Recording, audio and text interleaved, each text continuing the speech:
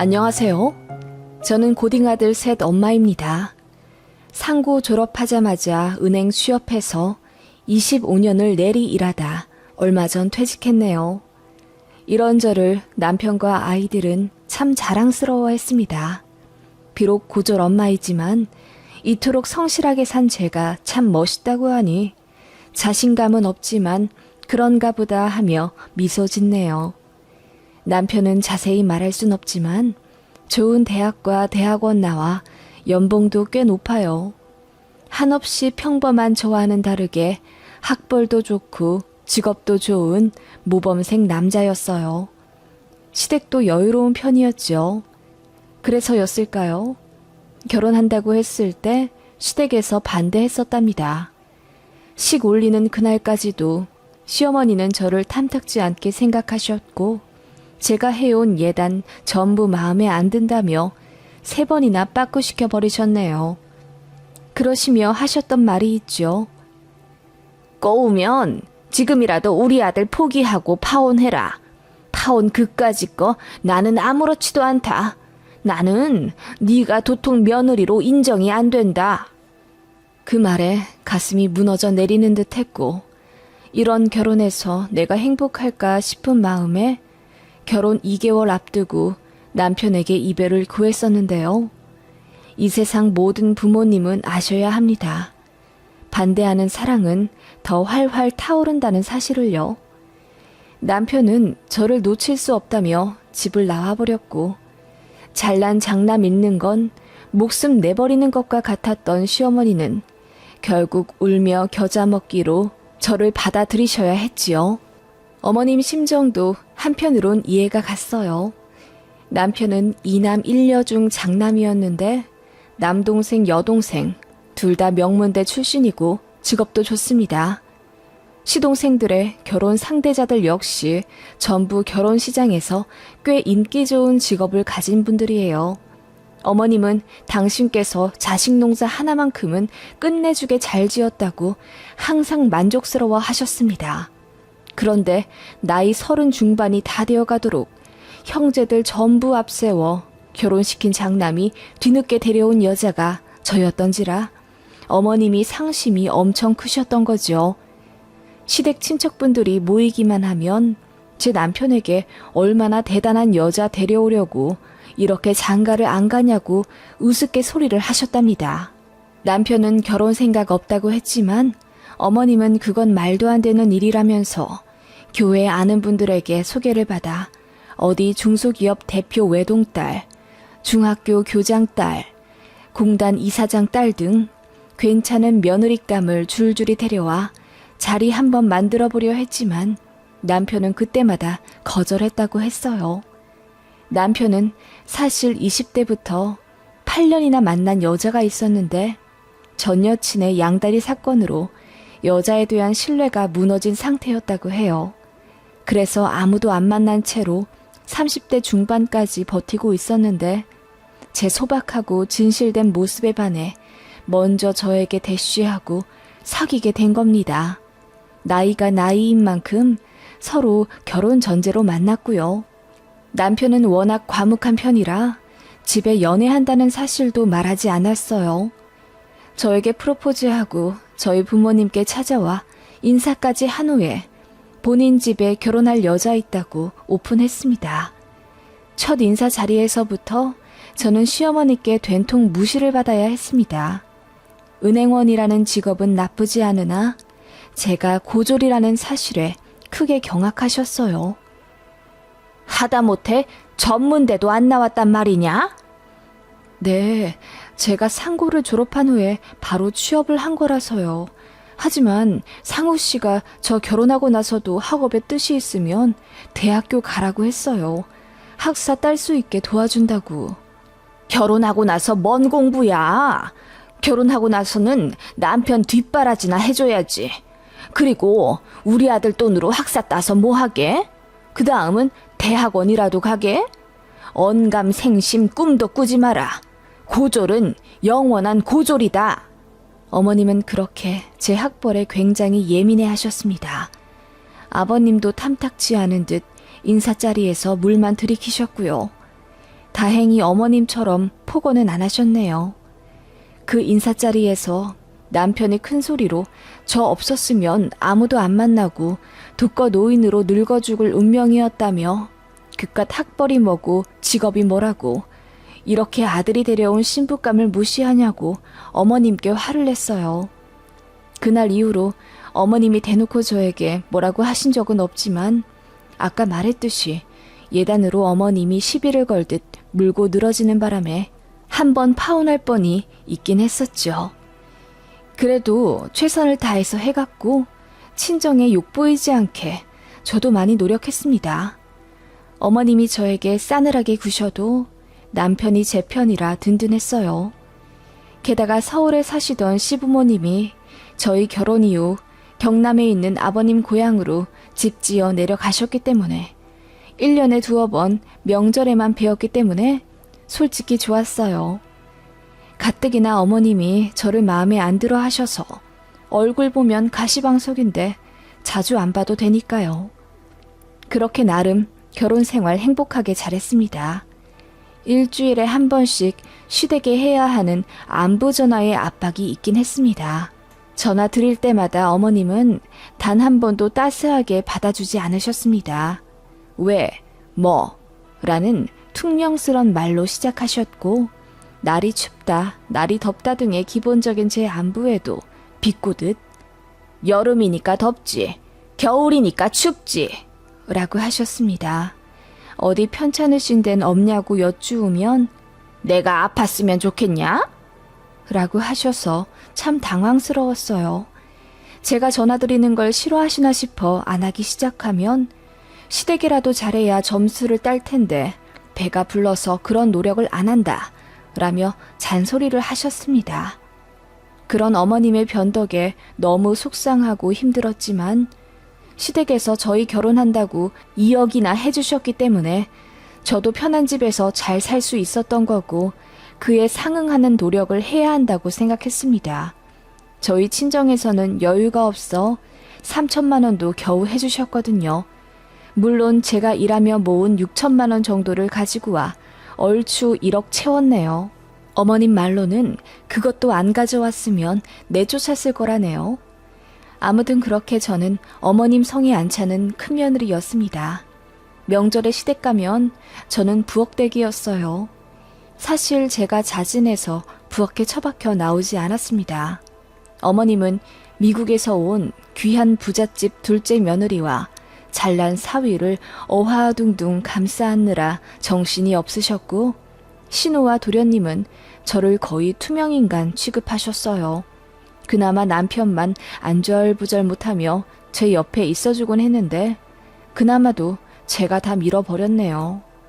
어머님이 어디 남자가 부엌에 들어오냐며 이런 건 다 하는 사람이 하는 거라고 호통치시는 바람에 제가 더 마음이 불편했었거든요. 게다가 남편이 억지로 제 손을 잡고 거실에 앉혀 가족들 사이에 자리를 잡노라면 그보다 진땀 날 데가 없더라고요. 모두 이방인 보듯이 저를 낯설게 바라보았고 저는 안중에도 없다는 듯 그들만 아는 이야기를 하며 저를 철저히 배제시켰습니다. 그나마 미국에서 온 동서가 저를 좀 안쓰럽게 보고는 저와 대화하곤 했네요. 저라고 같이 어울려 지내볼 노력을 안 한 건 아닙니다. 맞장구 치며 웃기도 하고 대화해보려 그들의 관심사를 미리 공부해 물꼬를 터보기도 했는데 그때마다 어머님은 제가 말 한마디 하는 것도 눈치 주셨죠. 자꾸 부엌에 가서 불 꺼라, 냉장고에서 뭐 꺼내서 재워놔라 등등 제가 어울릴 기회조차 안 주셨던 것 같아요. 시댁 친척분들이 그런 저를 보며 안쓰럽게 생각하시고는 시댁 적응하느라 힘들지, 시어머니가 좀 무섭지 하며 토닥여 주셨거든요. 저는 시댁에서 철저히 외톨이였습니다. 그런 저를 남편은 마음 아파했고 한동안 명절 때마다 이 핑계 저 핑계 대며 경남 안 내려갔네요. 그러다가 제가 첫 출산으로 아들 쌍둥이를 낳았고 우리 아이들로 인해 저는 어머님께 드디어 인정을 받았답니다. 지역이 지역인지라 아들을 많이 고파하셨거든요. 결혼도 안 하고 있던 장남이라 더 아들 타령을 하셨는데 떡두꺼비 같은 아들을 심지어 둘이나 쌍둥이로 낳아놓으니 얼마나 좋으셨겠어요. 제가 낳은 아이들 덕분에 저도 시댁에 가면 거실에 앉아 쉴 수 있게 되었고 애들 핑계로 시댁 가족들과도 벽 없이 이야기할 수 있게 되었네요. 자존심 상하고 속상하지만 제 결혼 생활 초반은 그랬어요. 그래도 제 성정이 워낙 순한 편이라 시댁에서 큰소리 한 번 안 냈고 고분고분 소처럼 곰처럼 있었네요. 그런 제 모습에 어머님도 마음을 조금씩 여신 것도 같고요. 하지만 그건 제 착각이었네요. 어머님은 사람 많은 곳에서는 늘 저를 창피해 하셨어요. 그도 그럴 만한 것이 이상하게 시댁 관련 지인들을 만나면 꼭 사위 며느리들이 무슨 직업을 가지고 있는지 면전 앞에서 대놓고 물어보셨어요. 한 번은 시댁 친척 결혼식장에서 만난 분이셨는데 저에게 누구냐고 물어보시더라고요.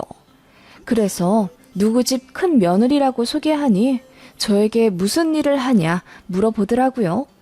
그래서 땡땡 은행에서 일한다고 했더니 무슨 부서냐, 학교는 어디 나왔냐, 꼬치꼬치 물어보시더라고요.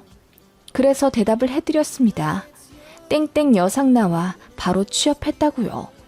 그랬더니 그분의 표정이 잠시 묘해지더니 인사도 않고 사라지시더군요. 한참 후에 시어머니가 화가 난 듯 저를 낚아채듯 구석으로 밀고 가. 너 서산 아주머니께 뭐라고 했어? 라고 다그쳐 물으시더군요. 그래서 직업이랑 학교 이런저런 거 물어보시길래 대답해드렸더니 그냥 가셨다고 했죠. 그랬더니 어머님 얼굴이 불그락 푸르락 해지더니 왜 고졸인 거 사실대로 이야기했냐며 등짝을 때리셨어요. 창피해서 주변 사람들에겐 저 서울 대졸이라고 소개하셨답니다. 너 고졸인 거 우리 가족들만 알아. 시고모랑 시모님들까지만 따간다고. 왜 눈치도 없이 동네방네 대학교도 못 간 걸 떠들어 제끼고 난리야. 너 때문에 나만 우스운 꼴 됐다. 어머님은 그렇게 예식장 한 구석에서 난리를 치셨고 속상해서 밥도 안 먹고 내려가겠다며 쌩하니 댁에 가셨습니다. 저는 너무 놀랍고 수치스러워 집에 오는 차 안에서 펑펑 울었고요. 제가 잘난 사람이 아닌 건 사실이었고 어머님의 성에 차지하는 걸 뭐 어쩌겠습니까. 그렇게 저는 시댁에서 이름 없는 무술이었지만 우울해하지 않으려 애썼어요. 그치만 결국 시댁과 손절하게 되는 날이 왔네요. 그날은 추석 연휴였습니다. 그때 남편은 연휴에 출근이 잡혀 있었지만 어머님이 우리 아들들이 너무 보고 싶다며 저 혼자서라도 시댁에 내려오라 성하셨습니다. 시골 가서 잠자리 잡고 메뚜기 잡을 생각에 들떠있는 사내 아이들을 보며 어쩔 수 없이 짐을 쌌고 저 혼자 새벽부터 운전해 시댁에 내려갔죠. 언제부턴가 미국 도련님네는 일을 핑계로 한국에 오지 않으셨고 얼굴 본 지도 몇 년 되었어요. 그래서 늘 시누이네와 조우하곤 했죠. 그때도 신혼의 가족들이랑만 시끌벅적하게 계시더라고요. 도착하자마자 애들 풀어놀게 하고 저는 7시간의 장거리 운전에 너무 피곤해 인사 후 잠깐 앉아 쉬고 있었습니다. 그랬더니 어머님이 저를 흘겨보시며 아들 셋 낳았다고 이제 처나가 만만해? 예전에는 쇼파가 뭐야? 거실에 오지도 못하더니 라고 농담처럼 말씀하시더군요. 그 말에 저는 황당은 했지만 며칠 묵을 생각에 분위기 망치기 싫어. 어머니, 결혼한 지 이제 10년이 다 되어가는데 저도 시댁 편해질만 하죠. 제가 시댁을 불편하게 생각했으면 좋으시겠어요? 라고 하며 웃었더니 어머님이 신우를 보며 쟤 능청스러워진 것 좀 봐라. 예전에는 내 말에 찍소리도 못하고 조용히 있더만. 이라고 하시더군요. 한동안 안 그러시더니 이번엔 당신 아들 없다고 또 갈굼짓이 시작되신 거였어요. 어머님은 저 오기만 기다렸다며 동그랑땡 빚으라 한 소쿠리 내어주시고는 당신은 딸이랑 동네 마실 좀 다녀오겠다며 나가시더라고요. 그래서 저 7시간 새벽 운전하고 이제 도착했는데 오자마자 일을 시키시는 거냐고 하니 그럼 며느리가 그런 거라도 해야지. 너 많이 컸다? 이 집안에 한참 모자라는 며느리이니 어머님 마음에 잘 들게 노력하겠다던 옛날 다짐은 어디로 간 거야? 라고 하시며 웃으시더라고요. 저는 그런 말 한 적 없거든요. 그래서 제가 언제 그렇게 이야기했냐고 따지듯 물으니 신우가 시무를 툭툭 치며 그만하라 하더군요. 그렇게 저 혼자 동그랑땡 다 말았네요. 그것까진 괜찮았어요. 절대 참을 수 없는 결정적인 사건이 터진 거지요. 저녁 식사 시간에 누가 배를 누르더라고요. 어머님이 누군가 하고 밖을 내다보니 기겁을 하면서 호들갑을 떠시더군요. 그러더니 밥 먹고 있는 제 팔을 끌고는 잠깐 와보라 하시더라고요. 영문도 모르고 끌려 나왔는데 어머님이 저를 안방에 밀어넣더니 잠깐만 여기 있으라 하시는 거예요. 어머님, 갑자기 왜요? 나중에 설명하마. 잠깐만 여기 있어. 그렇게 말씀하시고는 안방을 닫으셨어요. 이윽고 손님 한 분이 들어오는 소리가 들렸어요. 어머님이 엄청 반갑게 맞아주시는데 얼핏 들어보니 교회 관계자 중 높으신 분 같았어요. 밥 먹다 이게 웬 봉변인가 싶고 저는 왜 숨어야 하나 싶어 황당하더라고요. 바로 가실 줄 알았는데 시간은 꽤 오래 흘러갔고요. 그때 안방문이 슬그머니 열리더니 제가 먹던 소고기 뭇국에 밥이 말아져 있는 그릇이 들어오더군요. 어머님이 문틈 사이로 속삭이듯 이야기하며 잠깐만 이렇게 먹거라. 그만 가실 거야. 라고 하더니 바로 닫으셨고요. 이게 뭔 일인가 싶어서 문을 열려고 하니 어머님이 절대 안 된다고 하며 문을 닫으려 하셨어요. 그때 그 손님이 성경책인지 무언가를 찾으셨고 안방 쪽으로 오려고 하시더라고요. 그러자 어머님이 먼저 들어와 저를 급하게 밀어서 안방 안쪽에 있는 화장실로 넣어버리고는 문을 닫아버리셨어요. 거긴 안 쓰는 화장실이라 난방도 안 되고 불도 안 들어오는 곳이에요. 이 캄캄하고 축축한 공간에 있으려니 내가 왜 여기 있어야 하나 싶어 어이가 없다 못해 화가 치밀어 오르기 시작했습니다. 어머님이랑 손님은 안방에서 잠시 이야기를 하다가 다시 거실로 나가셨고요. 저는 이대로 참을 수가 없어 그대로 화장실 문을 박차고 이어 안방 문도 거세게 열며 나왔습니다. 제가 거실에 들어섬과 동시에 어머님 표정이 기절할 듯 새하얘지더군요. 손님이 저를 의아하게 보다가 이내 웃고는 누구셔? 아, 큰 며느리구나. 안 그래도 내가 자기한테 물어볼 게 있어서 그 전부터 연결 좀 시켜달라고 했는데 우리 권사님이 며느리 바빠서 안 된다고 어찌나 보호를 하시던지 라며 저를 붙잡고 제가 다니는 은행에 대해 물어볼 게 있다고 하시더군요. 자기 막내 조카가 은행에 가고 싶다고 하는데 저도 같은 대학이라 도움이 되지 않겠냐 하시면서요. 그 말에 저는 어머님이 왜 저를 그렇게 필사적으로 감추려 하셨는지 알겠더라고요. 제가 고졸인 게 창피해 다른 사람에게 대졸이라고 거짓말 하신 거였어요. 이젠 정말 참기 힘들더군요. 그래서 제가 물었죠. 대학이요? 조카분이 어느 대학교 나오셨는데요? 땡땡 대학교야. 우리 큰 며느님도 거기 경영학과 나왔다면서? 어머, 아니에요. 저 고졸이에요. 어머님이 저 고졸 창피하다고 하시더니 또 거짓말 하셨나 봐요. 그 전부터 사람들한테 자꾸 대졸이라고. 제가 이야기하자 어머님이 사색이 되며 제 입을 막으려 하셨습니다. 저는 가뿐히 피하고 이어 말했죠. 저 대학교 안 나왔어요. 그래서 어머님이 거짓말한 거 들킬까봐 저를 화장실로 밀어 넣으셨나 봐요. 그래도 배고플까봐 먹던 밥은 넣어주셔서 감사해요. 그래도 화장실에서 밥 먹으라고 하는 건 너무 하셨어요, 어머님. 제 말에 어머님, 손님, 신혼의 가족들 모두 벙쪄서 정적이 흘렀습니다. 아이들이 없었기에 망정이지요. 어머님은 순식간에 얼굴이 고추장처럼 새빨개져서는 말을 더듬고 난리가 나셨습니다. 그게 아니라 나는 우리 큰며느리가 워낙 낯을 가려서. 낯을 가리다뇨. 어머님 저 꽤 활발한 거 모르셨어요? 시댁에서만 무수리처럼 아무 말 못하고 살았지 밖에서는 그래도 인정도 받고 사람들한테 인기도 많아요. 제 말에 어머님은 식은땀이 나시는 듯 연신 부채질을 하셨고 어머님 손님은 다 알았다는 듯이 고개를 끄덕이다가 언짢은 표정으로 나가신다 하셨어요.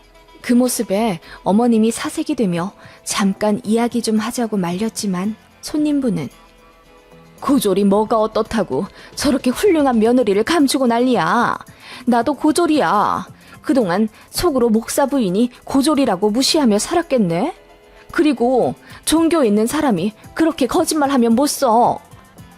라며 화를 내고 나가셨어요. 어머님이 버선발로 쫓아가셨지만 소용없는 듯 했고요. 그렇게 어머님은 터덜터덜 돌아오시더니 세상 다 잃은 표정으로 이제 교회 못 나가게 생겼다며 우시더라고요. 그리고는 저더러 눈치가 없다며 타박하시길래 제가 그대로 일어나 말했습니다. 아직도 눈치 없으신 건 어머님이세요. 고졸 며느리가 그렇게 싫으시면 시댁 내려오라고 하지도 마셨어야죠. 왜 저 혼자라도 내려와 일하라고 다그치셨어요? 제가 안 왔으면 이런 일도 없었을 텐데요. 저는 그렇게 이야기하며 어머님이 화장실에 밀어넣은 소고기 묵국을 그대로 싱크대에 던져버리듯 부어버렸습니다. 모두가 얼음처럼 굳어 저만 볼 때 애들과 짐을 챙기고 그대로 집에 갈 준비를 했습니다. 시부모님과 신우 얼굴이 사색이 되어 저를 말리기 시작하더군요. 제가 전에 없이 단호하고 차가운 표정으로 정색하자 신우가 뭔가 잘못되었다 느꼈는지 엄마, 빨리 사과해! 라며 시무를 재촉했고 시모도 당황해 하더군요. 저는 필요 없다며 앞으로 시댁에 절대 내려오지 않을 거라고 했습니다. 그렇게 서울 올라와 남편분이 참았던 눈물이 비 오듯 흘러내리더군요. 남편은 모든 사실 알고는 세상 침통한 표정으로 가족 중에서 가장 모질이는 본인이라며 자책했어요. 그러면서 앞으로 시어머니가 돌아가셔도 상관 안 해도 된다면서 시댁의 발길 끊으라 하더군요. 그렇게 말해준 남편에게 정말 너무 고마웠어요. 시어머니는 뭐 그날 이후로 저에게 전화하고 난리였습니다. 처음에는 어떻게 그렇게 아무 말 없이 손자들 데리고 가버릴 수 있냐며 화를 내시더니 제가 이젠 더는 못 참겠으니 시댁 안 간다고 했더니 급기야 우시더라고요. 남편은 시부에게 전화해 자기 와이프 무시하는 건 장남 무시하는 것과 똑같다며 대들었고 시부도 시모가 너무하긴 했다며 며느리 뜻대로 하라고 했답니다. 시모는 하나 아쉬울 것 없어 보이더니 똥줄 타는 사람 마냥 한 달에 한두 번은 전화하고 카톡하고 난리였습니다. 알고 보니 미국 사는 제 동서도 시모랑 다투고 연 끊었다고 하더라고요. 이유는 자세히 모르지만 아들 손자 타령하다 손절 당하신 것 같았습니다. 도련님네는 딩크 원하는 눈치였거든요. 그렇게 잘난 며느리를 들이고도 대를 이어야 한다 어쩐다 헛소리를 하신 게 분명했어요. 결국 시어머니는 며느리 둘을 다 잃으셨고요. 어쩜 그렇게 경솔하실 수 있으신지 한편으론 감탄입니다. 며느리는 그저 만만한 존재일까요? 어머님 당신도 누군가의 며느리이자 당신의 딸 역시 누군가의 며느리인데 어쩜 그렇게 남의 집 딸들을 무시하셨을까요? 그렇게 결국 어머님 챙기는 자식은 신우밖에 안 남았네요. 온갖 대소사일도 신우가 다 챙겨야 하니 나중에는 저한테 전화해서 자기 엄마 한 번만 봐주랍니다. 제가 딱 잘라 싫다고 했더니 더 말을 못하더군요. 다 어머님이 자초한 결과 아닐까요? 그렇게 시댁과 연 끊고 나니 어찌나 편하던지요. 평생 저를 괴롭히던 위험도 싹 나았고 명절마다 여행 다니니 주변에서 저를 엄청 부러워합니다. 그렇게 몇 년 지내다 어머님이 발목 골절 사고로 병원에 입원하셨다는 이야기를 들었는데 그때도 안 갔습니다. 남편이 가지 말라 하더군요. 그때 3달간 신우가 자기 엄마 모셨어요. 신우가 또 한 번 저에게 전화해서는 이제 잘 지내보자 어쩌고 하던데 무시했습니다. 그 이후로는 아예 연락 없고요. 남편도 시댁에서 받은 돈 그냥 깔끔하게 갚겠다며 일부 대출 끌어와 본인 부모님께 다시 2억 돌려드렸습니다. 그러자 어머님이 노발대발 하셨다더군요. 누군가는 저더러 무정한 며느리라고 하겠죠. 며느리가 둘이나 있으면서 대접도 못 받는 시어머니를 딱하다 생각할지도요. 하지만 그 쾌쾌하고 캄캄한 화장실에서 소고기 묵국에 개밥처럼 말아져 있는 국그릇을 물끄러미 바라보던 그때의 제 심정을 조금이나마 이해해 주셨으면 하네요. 지렁이도 밟으면 꿈틀한다는 걸 시어머니가 이제는 완벽히 느끼셨을까요?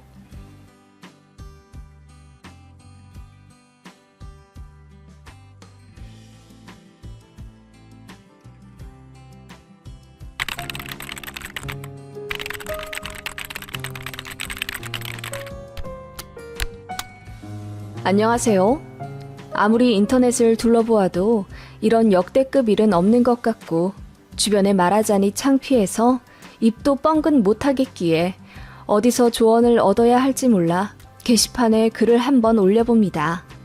저는 이제 막 어린이집 들어간 4살 남자아이 키우고 있는 전업주부입니다. 결혼한 지는 5년 딱 되었고요. 남편과 저는 그냥 평범한 사람들이에요. 저는 중소기업 총무부에서 일했고 남편도 같은 회사 인사팀에서 재직 중일 때 만나 연애하고 결혼식 올려 소박하게 살고 있습니다. 양가 부모님들 상황도 그냥 평범한 수준인데 조금 다른 점은 남편은 친부모님이 이혼하셨고 어머님만 재혼하신 상태였습니다. 어머님의 새남편은 공무원 퇴직하시고 사별한 분이셨어요. 어머님은 그분 아파트 들어가 살고 계셨고 저희 결혼한다고 인사하러 갔을 때도 그 집 갔습니다. 아버님은 고향인 충남 시골로 내려가 살고 계셨고 재혼 안 한 상태로 쭉 싱글이셨다고 하더라고요. 남편 어릴 때부터 친부모님 2분 서로 안 맞아 자주 다투는 걸 보았고 결국 고등학교 2학년쯤 이혼했다는데 남편은 부모님의 이혼을 계기로 아주 일찍 독립생활을 시작했다고 합니다. 대학도 혼자 힘으로 들어갔고요. 어머님이나 아버님 2분 다 자식한테 쿨한 편이라 연락도 자주 안 했다고 하네요. 이혼 후 바로 시골에 내려가신 아버님은 그렇다 치지만 그래도 가까이에 사는 어머님은 자식 어떻게 사는지 들여다 볼 만도 한데 자취방에 한 번도 찾아오지 않으셨다고 하네요. 그리고 제 남편 대학생이던 시절 군대 가 있을 때 말없이 재혼하셨다고 하네요. 아버님만 제 남편 성인 될 때까지 월세 내주고 생활비 보내주셨댔고요. 그래서 그런지 남편은 부모님에게 큰 기대도 없고 이렇다 할 정도 없는 것 같았어요. 다만 아버님이랑은 간간히 연락도 했고 또 제 남편이 몸이 많이 안 좋아져 수술을 받게 될 일이 있었는데 그때는 아버님이 오셔서 병간호하고 내려가셨다고 해요. 어머님은 바쁘셨다는 이유로 모른 척 하셨다는데 나중에 알기로는 재혼한 새아버지가 전 남편 자식 만나는 걸 싫어했다고 하네요. 결혼 전 저에게 이런 이야기를 해주며 부모님이 본인에게 큰 관심이 없으니 결혼하고 나면 시집살이랄 것도 없을 거라고 했죠. 그런데 결혼식 때 어머님 때문에 너무 난감한 일이 있었습니다. 저희 결혼할 때 시어머니가 갑자기 혼주석에 새아버지를 앉히겠다고 고집을 부리시더군요. 남편은 당연히 안 된다고 했죠. 결혼하는 자식의 친부모님이 앉아야 하는 자리이며 아버지가 버젓이 살아계시고 또 본인은 새아버지 만난 적도 없는데 어떻게 혼주석에 앉히고 감사하다 인사를 할 수 있겠냐고 노발대발 화를 냈습니다. 그러자 어머님이 이제 결혼하고 나면 며느리랑 우리 집 드나들며 밥 얻어 먹어야 할 텐데 내가 네 새아버지한테 면목이 없잖니.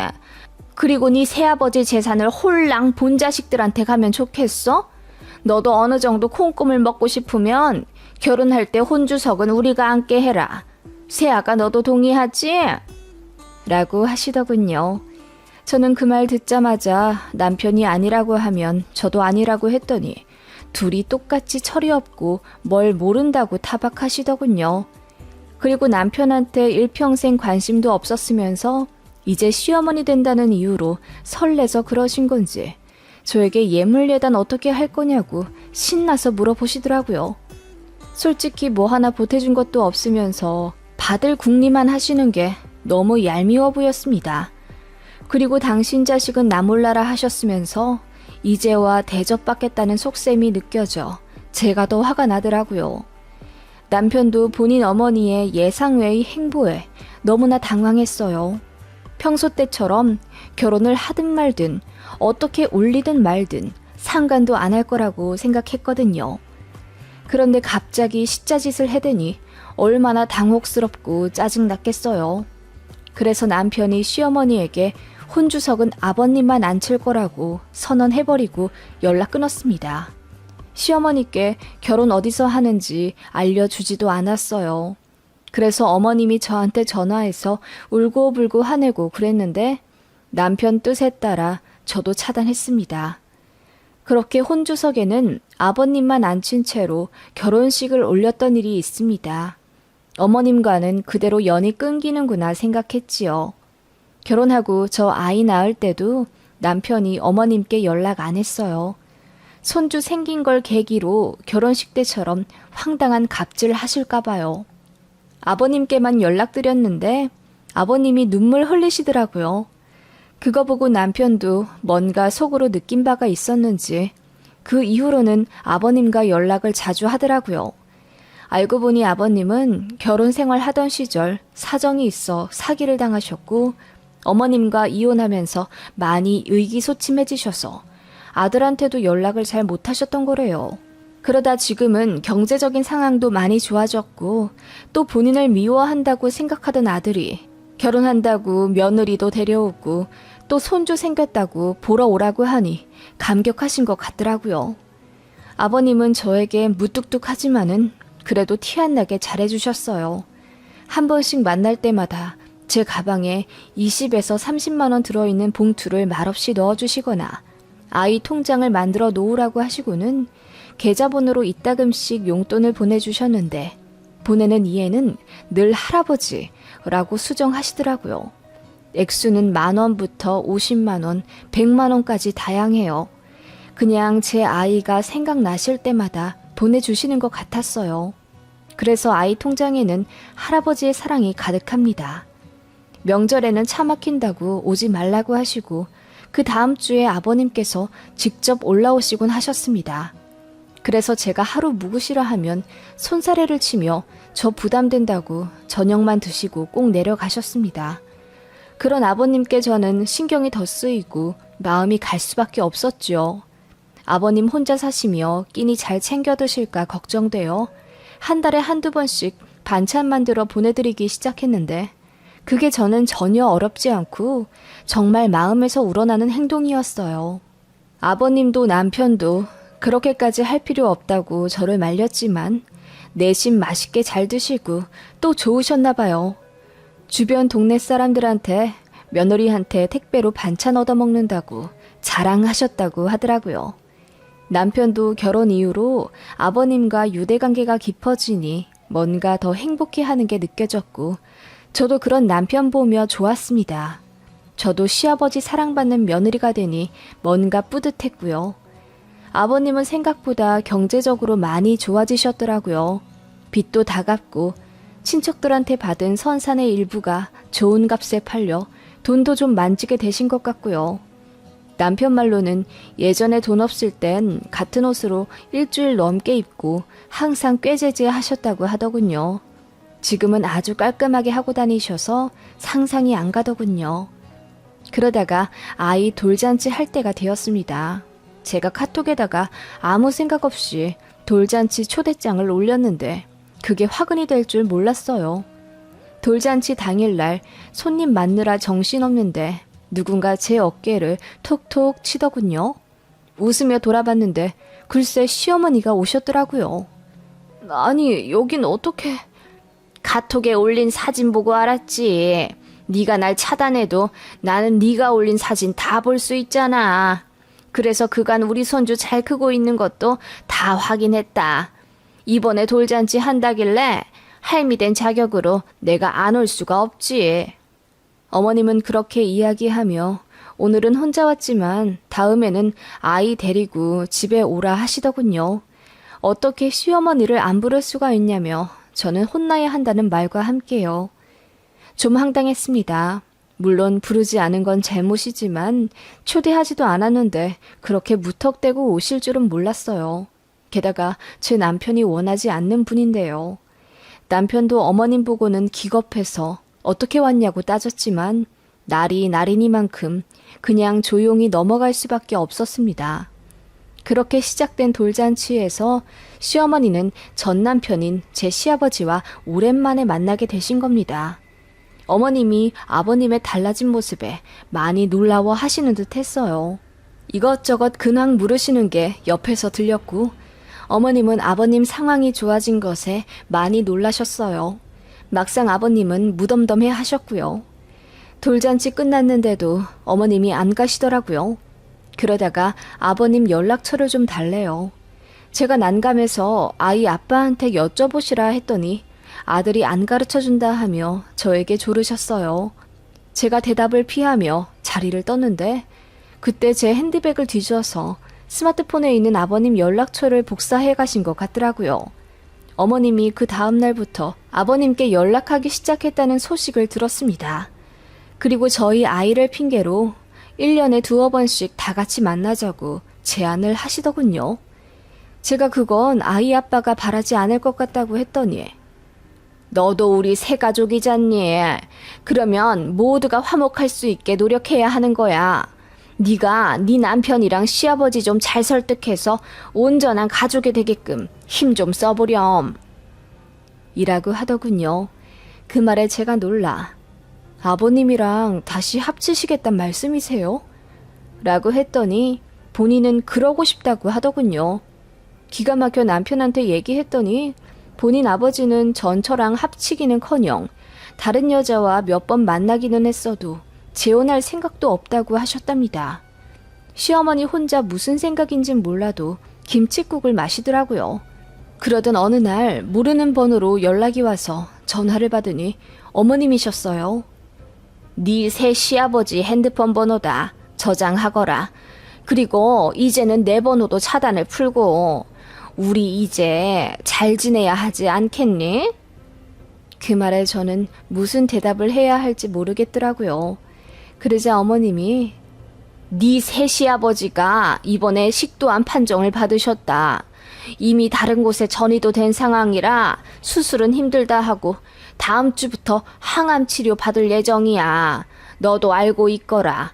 나 혼자 간병하기 힘들면 너희들도 종종 부를 예정이다. 라고 하시더군요. 그 말에 난감해서 아이 아빠한테 말해보겠다고 했더니 본인 자식은 말이 안 통하니 그냥 저더러 남편을 잘 설득해보라고만 하시고 끊으시더군요. 그날 이후로 어머님은 저에게 자주 연락하셨어요. 제가 별다른 대답도 하지 않는데도 혼자 주저리 떠들며 새시부 병간호가 얼마나 힘든지, 항암이 차도는 있는지, 항암하느라 병원 왔다 갔다 하느라 택시비가 얼마 나오는지 자질구레한 이야기를 전부 하기 시작하셨어요. 저더러 도와달라는 말이죠. 그런데 제가 너무 나쁜 걸 수도 있겠지만 정말 마음이 내키지가 않았어요. 그리고 아이도 너무 어려 아직 어린이집도 안 보내는 상황이었는데 제가 무슨 수로 암 환자 간병을 하겠어요. 남편에게 말하니 들을 필요도 없다 하면서 본인 선에서 정리하겠다고 하더군요. 그리고는 시어머니한테 300만 원만 보내도 되냐 저에게 허락을 구하고는 바로 입금했어요. 본인 선에서 최대로 성의 표시하는 거라며 잘 알지도 못하는 분을 자꾸 아버지라 칭하며 아들 노릇 바라지 말라고 했답니다. 새 시부는 경과가 딱히 좋진 않으셨던 것 같아요. 항암이 안 듣진 않았지만 잘 듣지도 않은 것 같고요.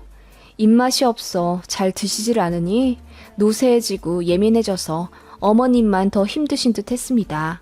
항암 들어가기만 하면 어머님은 저에게 전화해 시시콜콜 넋두리를 하시곤 했는데 이 핑계 저 핑계 대며 빨리 끊어버리는 것도 곤욕이었습니다. 그렇게 1년 정도 지났을까? 어머님이 저희랑 식사를 하며 이야기 좀 하고 싶다 하시더군요. 새 시부가 돌아가실 것 같으니 그에 관해 저희 부부와 진지하게 할 이야기가 있다고 하시면서요. 남편은 들을 필요 없으니 약속도 잡지 말자고 했지만 어머님이 급기야 저희 집에 막무가내 찾아오셨어요. 저희 아이 돌잔치 때 어떻게 알아내셨거든요. 그때 남편이 집에 없을 시간이라 저도 사람 없는 척하며 문도 안 열어주고 싶었는데 어머님이 너무 쾅쾅 문을 두들겨서 아이가 우는 바람에 어쩔 수 없이 열었습니다. 어머님은 제가 내어드린 커피를 홀짝 마시며 이야기하셨습니다. 네 새 시아버지 항암이 잘 되지가 않아. 암 크기가 줄어들었다가 다시 나빠졌다가 반복하는 걸 보니 몇 년 남지 않은 모양이야. 그런데 내가 너무 힘들구나. 나도 나이가 60이 넘었는데 어떻게 암 환자 간병을 도맡아 하겠니? 전처와 낳은 본자식들 있다고 하셨잖아요. 그 집 자식들은 뭐 하길래 새 어머니한테 친부 병수발을 맡기세요? 거기도 콩가루야. 사정이 있지만 다 말할 순 없고. 그 새끼들은 지들 아빠가 빨리 천당 가기만을 바라는 인간들이야.